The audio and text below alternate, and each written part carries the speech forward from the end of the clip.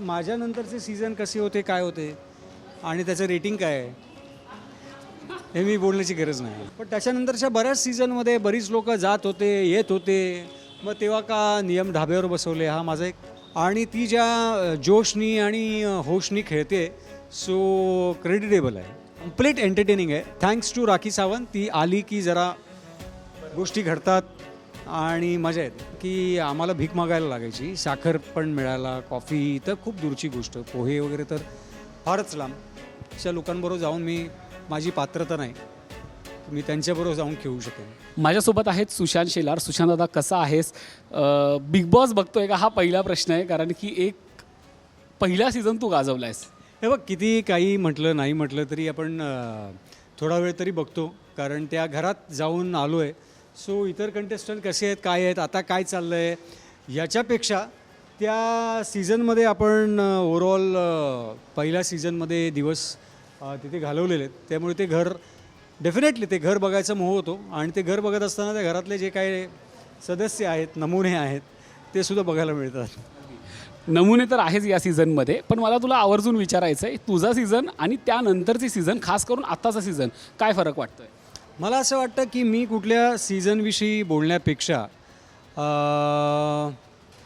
First season काय होता हे महाराष्ट्राला माहिती आहे, तो किती पॉप्युलर झाला हे सुद्धा महाराष्ट्राला माहिती आहे.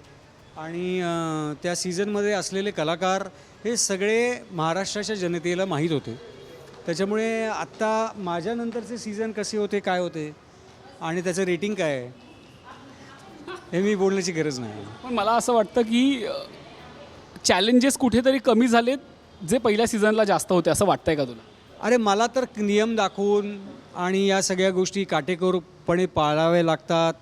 तुला लीलावतीला जाऊन सिटी स्कॅन करता येणार नाही, तुला लोणावळा सिटी सोडता येणार नाही, असे नियम दाखवून मला तो शो सोडायला लागला. पण त्याच्यानंतरच्या बऱ्याच सीझनमध्ये बरीच लोक जात होते, येत होते.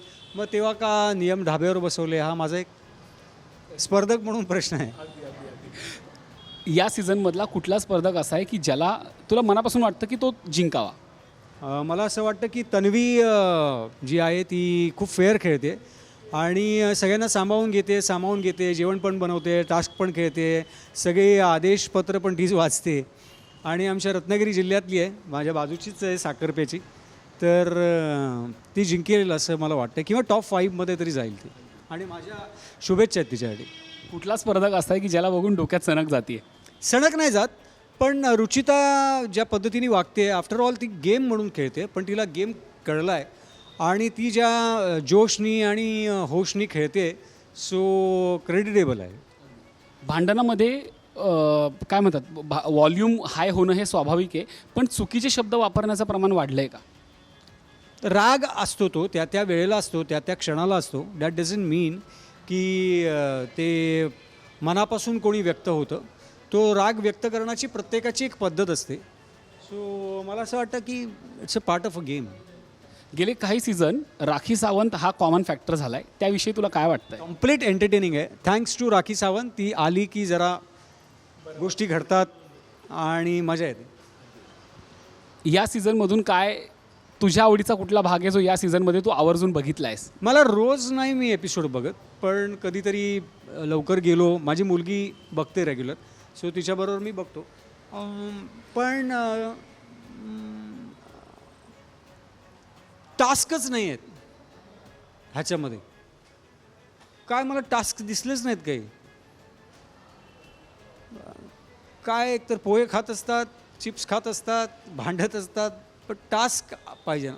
मला आवर्जून विचारायचं, तुमच्या वेळी होते का असे पोहे, चिप्स, कॉफी आणि मुबलक साखर? मी मगाशी सांगितलं की आम्हाला भीक मागायला लागायची, साखर पण मिळायला, कॉफी तर खूप दूरची गोष्ट, पोहे वगैरे तर फारच लांब.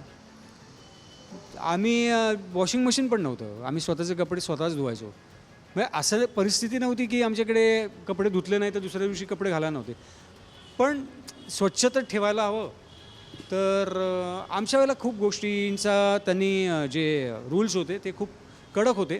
पण त्याच्यानंतर मला वाटतं त्यांना स्पर्धक इतके स्ट्रॉंग मिळाले नसतील की ते कडक नियम पाळू शकतील. तू टॉप 5चा सदस्य होता तुझ्या सीझनला. उद्या जर बिग बॉसला परत असं वाटलं की तुला पुन्हा एकदा बोलूया, तर जाशील का? मला असं वाटतं की त्या पद्धतीचे कलाकार किंवा ते सदस्य सुद्धा तशा पद्धतीचे असायला हवे, तर जायला हरकत नाही. आताच्या लोकांबरोबर जाऊन माझी पात्रता नाही की मी त्यांच्याबरोबर जाऊन खेळू शकेन. पण मला असं वाटतं परत जर का हे सगळे लोक आले जे खरोखर कलाक्षेत्रामध्ये, चित्रपटामध्ये, मालिकांमध्ये, नाटकांमध्ये काम करतात, अशा लोकांना जर का घेतलं आणि बोलवलं तर आवडेल मला.